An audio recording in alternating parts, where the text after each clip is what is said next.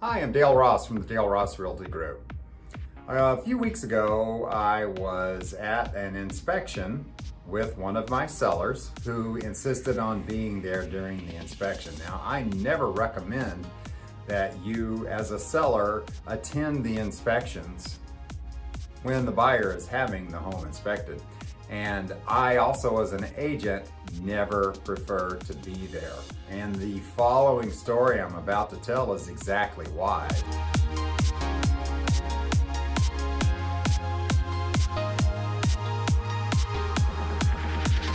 The seller is an engineer, right? So the inspector comes in, the inspector starts doing the inspection. This is a pretty good sized house. It's around 5,000 square feet, and an inspection on a 5,000 square feet home typically will take 5 or 6 hours. Well, unfortunately, the seller was following the inspector around, questioning the inspector about everything that he made a note on. The inspection ended up taking 9.5 hours, and the seller was challenging the inspector on some of the findings. Well, these inspectors follow a list that's been promulgated by the Texas Real Estate Commission. And they can take extra notes, but they must inspect the things on the list.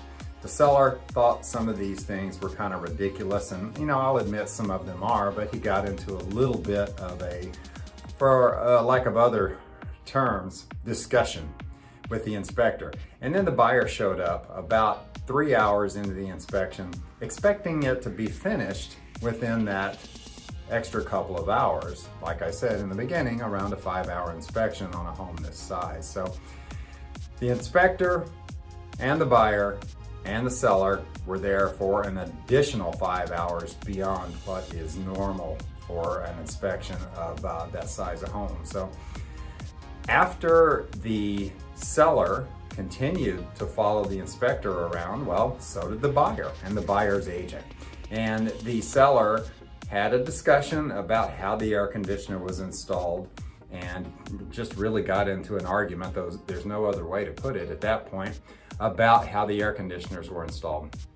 And the buyer got a really bad vibe because of the seller arguing with the inspector and decided to terminate the entire transaction simply because of the seller's attitude toward the inspector. And this is a great example of why I recommend, as your real estate agent representing you when you sell the home, to not be at the inspections that the buyer is having on the property. So in the end, what happened is the inspector, of course, provided the inspection report to the buyer. The buyer sent it over to me, and I sent it to the seller. Well, now that inspection report, although it's not all that bad, it's not as bad as what the buyer thinks it is because of the seller's discussion with the inspector.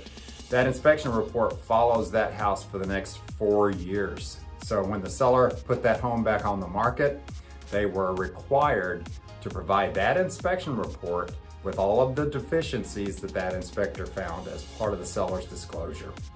So it's never a great idea for the seller to attend inspections on the property. When I can help with your real estate questions, please call me at 281-599-6575 or send me an email at rdr@daleross.com.